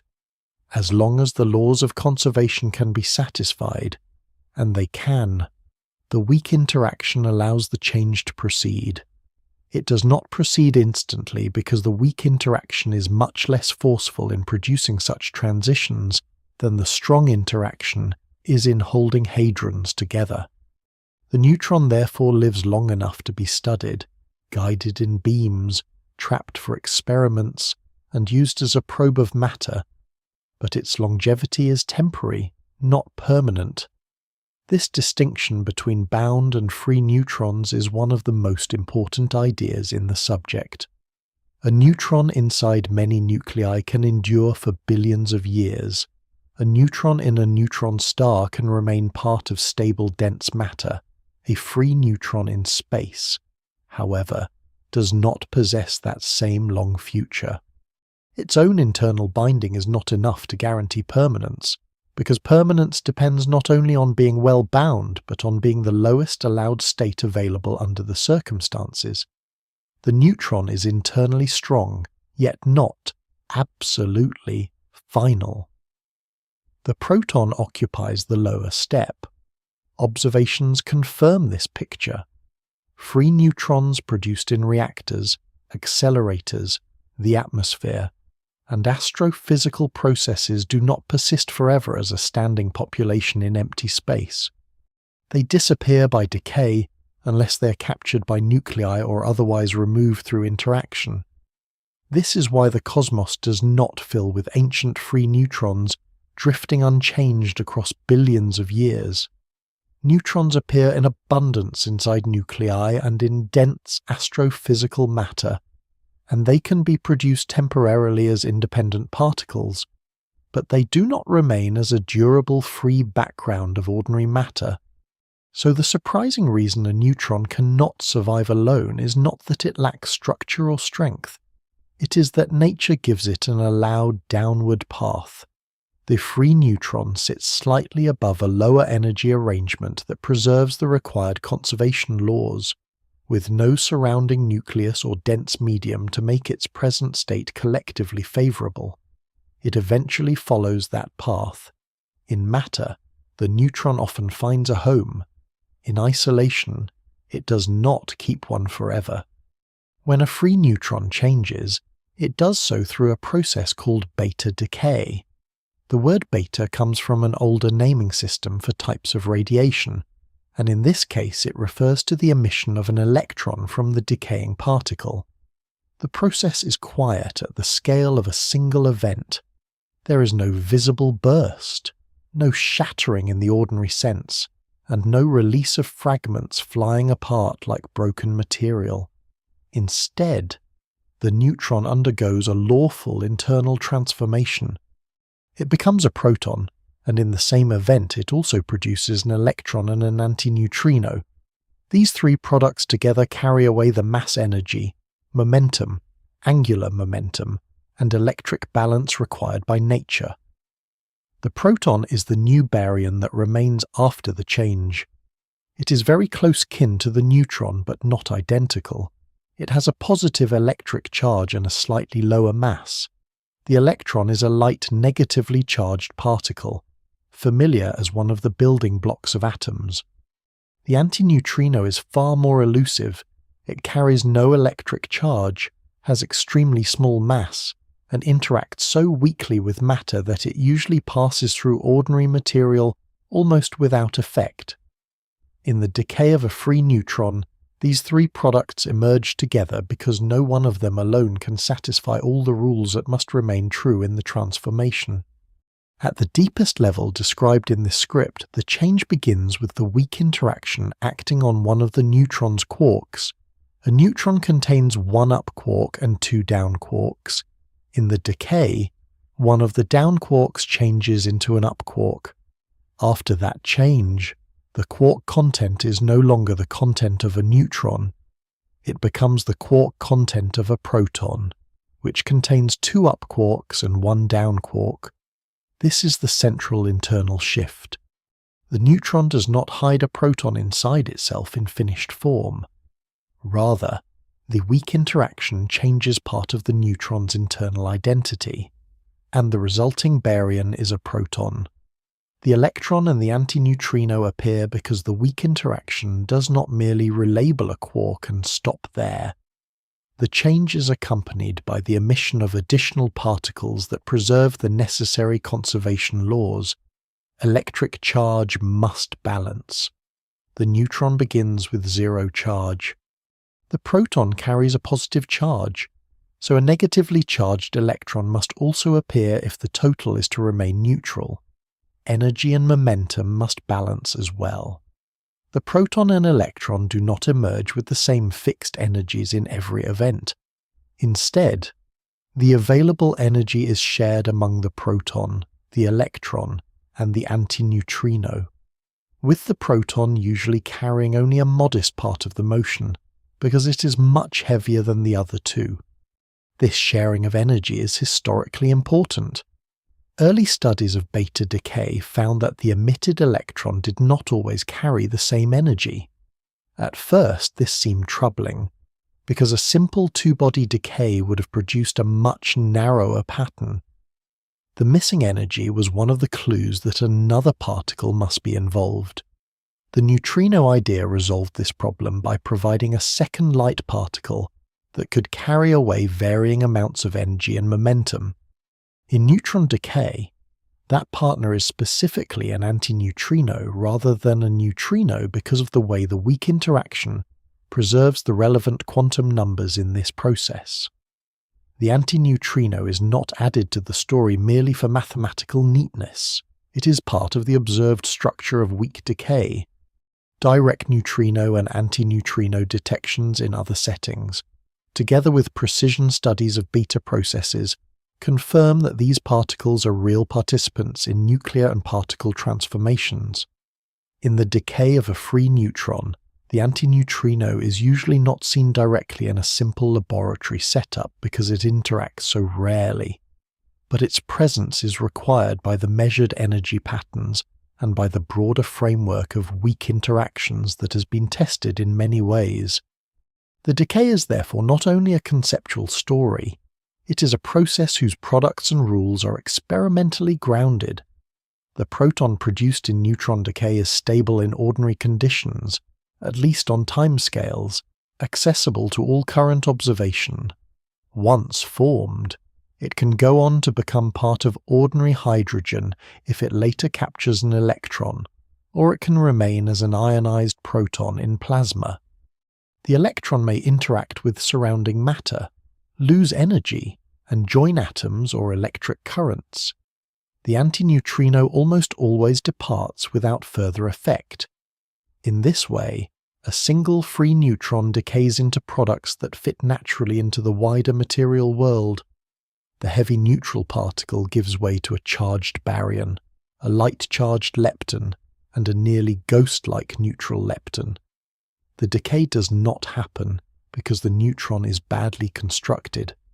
Its inner quarks remain strongly bound right up to the transformation. The event is instead a specific weak transition within a well-defined particle. This is why the process is comparatively slow by subatomic standards. Many strong interaction events occur on timescales so brief that they are difficult to imagine. Neutron beta decay is much slower. The weak interaction allows the neutron to persist long enough to be used in experiments, to move through matter, and to travel measurable distances when free. Yet given enough time, the allowed transformation occurs. What is firmly known about this decay is extensive. The existence of neutron beta decay is established. The identity of the outgoing charged particle as an electron is established. The production of a proton is established. The need for the antineutrino is established within both experiment and theory, and the weak interaction description of the process is one of the standard successes of modern particle physics. The detailed angular correlations and energy distributions of the decay products have been measured with increasing precision. These measurements test the weak interaction and the internal structure of the neutron at a refined level. Some details remain subjects of careful study, not because the basic decay is uncertain, but because precision matters. Researchers continue to examine exact decay parameters, subtle asymmetries, and possible hints of physics beyond the standard model. Observations indicate strong agreement with the standard picture so far. The central process itself is not in doubt. A free neutron changes into a proton, an electron, and an antineutrino through beta decay.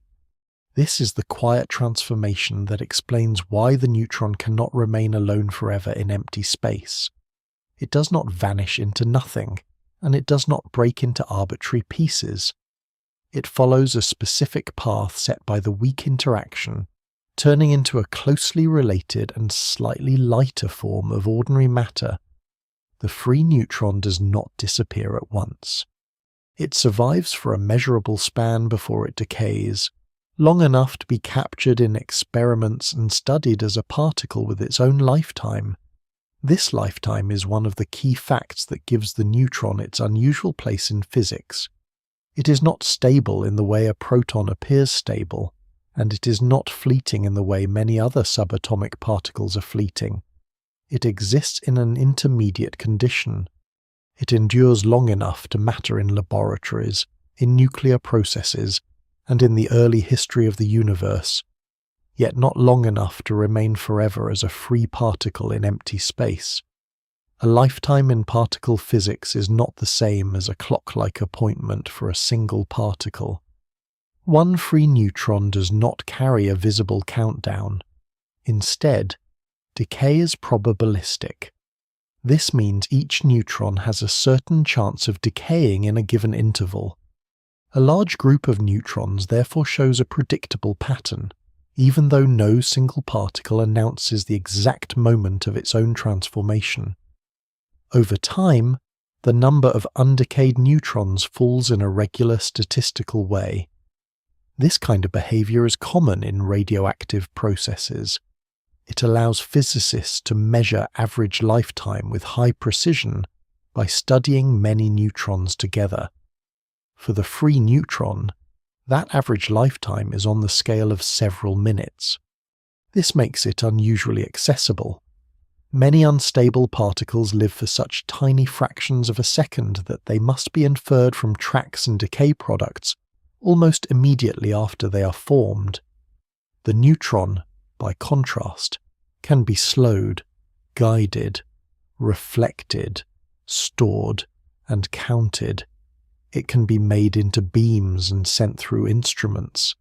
It can be confined in special traps under carefully controlled conditions.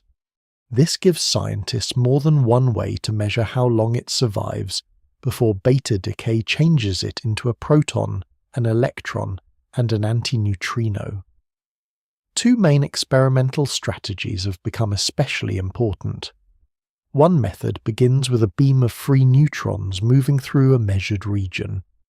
Researchers count how many decay products appear in that region and compare the result with the number of neutrons passing through. In simple terms, the experiment measures decay by observing what the neutrons turn into while in flight. The other method stores ultra-cold neutrons in a trap and counts how many remain after a known interval. Ultra-cold here means that the neutrons are moving very slowly by particle physics standards, slow enough to be confined by material walls, magnetic arrangements, or gravity-assisted experimental designs. In this approach, the experiment measures survival directly rather than counting decay products in transit. Both methods are careful and sophisticated, and both have produced precise results. Yet they have not agreed perfectly. The beam method and the trap method have yielded lifetime values that differ by a small but persistent amount, larger than experimental uncertainty alone would ideally allow. This difference is known as the neutron lifetime puzzle. It is not a mystery about whether free neutrons decay. That is firmly established. It is a precision problem about exactly how long the average free neutron lifetime is and why the best measurements by different approaches do not align as neatly as physicists would like. What is known is clear. The free neutron lifetime lies near 15 minutes, not near an instant and not near permanence. What remains uncertain is the precise value at the level demanded by modern high-precision physics and the exact source of the disagreement between methods. It may reflect subtle experimental systematics, meaning hidden effects in apparatus, calibration, neutron losses, or counting procedures. It may eventually be resolved within standard measurement practice. Physicists continue to refine both techniques, improve neutron sources, reduce unwanted losses, and test for biases with increasing care. Observations so far support the broad standard picture of neutron decay, but the precision difference remains an active topic of research. This lifetime matters far beyond the laboratory. In the early universe, during the first minutes after the hot beginning, free neutrons and protons exist in a changing balance. As the universe expands and cools, some neutrons decay before they can be bound into helium nuclei. Others become locked into helium and survive there for cosmic time. The exact free neutron lifetime therefore influences how much helium and related light matter the early universe produces. Cosmology, nuclear physics, and particle physics meet at this point. A lifetime measured in the laboratory affects predictions about the first ordinary nuclei in the cosmos. The neutron lifetime also matters in stars and in the history of matter more generally. Weak interaction rates influence how nuclear reactions proceed and how the balance between neutrons and protons shifts under changing conditions. The neutron's instability is one reason ordinary hydrogen remains so abundant. If neutrons were stable when free, the chemical history of the universe would be altered. If neutrons decayed much more quickly, the production of helium in the early universe would be altered as well. The observed matter content of stars, gas clouds, and galaxies depends in part on the neutron living neither too long nor too briefly in isolation. In this way, the neutron reveals a deep principle. Survival in nature is not only a question of inner strength. The neutron is a tightly bound hadron with rich internal structure, yet that does not guarantee eternal free existence. What matters is whether a lower energy allowed state is available under the conditions at hand. Bound in a stable nucleus, the neutron may persist for billions of years. Embedded in neutron star matter, it can be part of a stable collective medium, alone. It lasts only for its characteristic interval and then changes. The same particle can be enduring or temporary depending on the wider system that contains it. This is why the neutron story begins in the wide cosmos and ends in a quiet interior truth across galaxies, stars, planets, rocks, and living matter. It is everywhere hidden, inside nuclei. It helps make the world heavy and stable. Inside neutron stars, it becomes the principal substance of matter under extreme compression. Inside itself, it is a structured, bound state of quarks and gluons, yet when left alone in empty space, it cannot keep that form forever. Its brief independent life is enough to illuminate the laws that shape atoms, stars, and the early universe. The neutron does not survive by isolation. It survives by belonging. The neutron rests at the meeting point between endurance and change. It is part of the quiet weight of ordinary matter, present in water, stone, metal, air, and flesh. Though never seen directly in any of them, it sits in the small center of the atom, adding mass, supporting nuclei, and helping the elements persist. In the densest stars, it becomes more than a hidden partner. It becomes the dominant substance of a remnant so compact that ordinary ideas of matter begin to fail. At still smaller scales, it is revealed as a bound pattern of quarks, gluons, motion, and energy, held together by the strong interaction. Yet the lone neutron in open space follows a gentler rule. It is not broken by weakness. It is not undone by disorder. It simply has a lower available form nearby in the laws of nature, and over several quiet minutes it moves toward that form. It becomes a proton, an electron, and an antineutrino. In matter it can remain. In isolation it changes. This contrast gives the neutron its unusual place in science. It is stable by relationship, not by solitude. So the neutron leaves a calm lesson across the scales of the universe. Matter endures not because every particle lasts forever on its own, but because nature allows lasting structures to emerge from particles that sometimes do not. The neutron cannot survive alone, and because of that, the visible world takes the shape it does.